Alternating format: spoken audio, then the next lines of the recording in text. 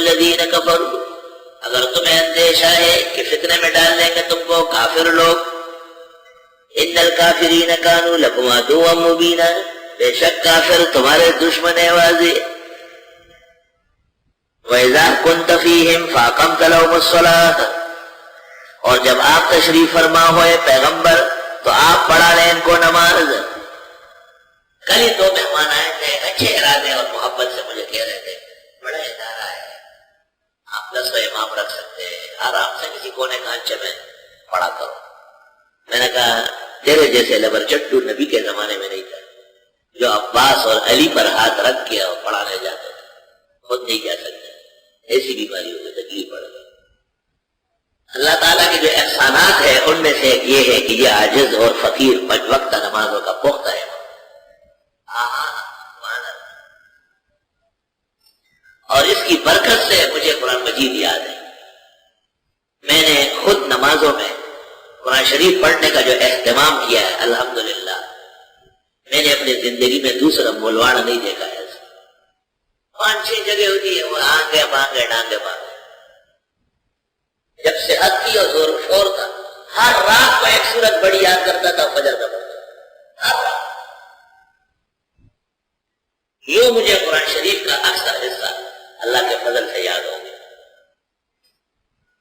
اور ابھی میں چیلنج کے ساتھ کہتا ہوں کہ کوئی اور مولوی ان مقامات کو نمازوں میں پڑھ لیں جو میں پڑھتا ہوں، پتہ چل جائے صحت سے کتنے وقت ہے۔ اور یہ کوئی احسان تو نہیں، اللہ کا احسان، اس کا لاکھ لاکھ شکر کرا جس نے یہ ہمت جوانانہ، اس نے یہ توفیق، یہ عزم اور استقلال نصیب فرمایا۔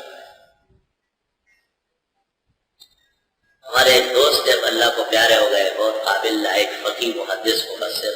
احسن العلوم کا سرمایہ، وہ ایک دن مجھے کہتے ہیں یہ رجی آپ کے استقامت کو سلام کرتا ہوں، ہر نماز سے پہلے خوب شوق سے تیاروں کے سامنے بیٹھ جاتا ہوں۔ میں آپ کو بھی نصیحت کرتا ہوں جب اللہ موقع دے تو امامت کرو، شوق سے بہترین امامت کرو، اور امامت کے لیے کوشش کرو کہ اذان سے بھی پہلے آپ تیار ہو، ریڈی ہو گئے،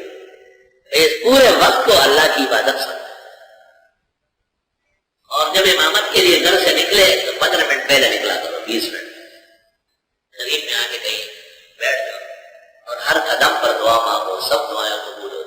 ہر قدم پر دعا مانگو۔ حضرت جب فجر کی سنت گھر پڑھ لیتے تھے، طبرانی میں ہے، تو پھر مسجد نبوی تشریف لاتے ہیں، اللہم اجعل عن یمینی نورا وعن شمالی نورا وعن امامی نورا وعن خلفی نورا وعن فوقی نورا وعن تحتی نورا، اللہم اجعل فی لحمی نورا وفی شحمی نورا وفی بصری نورا وفی سمعی نورا وفی عظمی نورا وفی شعری نورا، اللہم اعظم لی نورا اللہم اعطنی نورا۔ یہ دعائیں نور آپ پڑھتے تھے، شاہ ورشاہ شرح بخاری میں لکھتے ہیں، بخاری شریف میں جہاں کتاب الدعوات میں یہ دعا آئی تو حضرت شاہ صاحب فرماتے ہیں، طبرانی محدث نے نقل کیا ہے کہ حضرت فجر کی سنتوں کے بعد فرضوں کے لیے مسجد میں آتے آتے راستے میں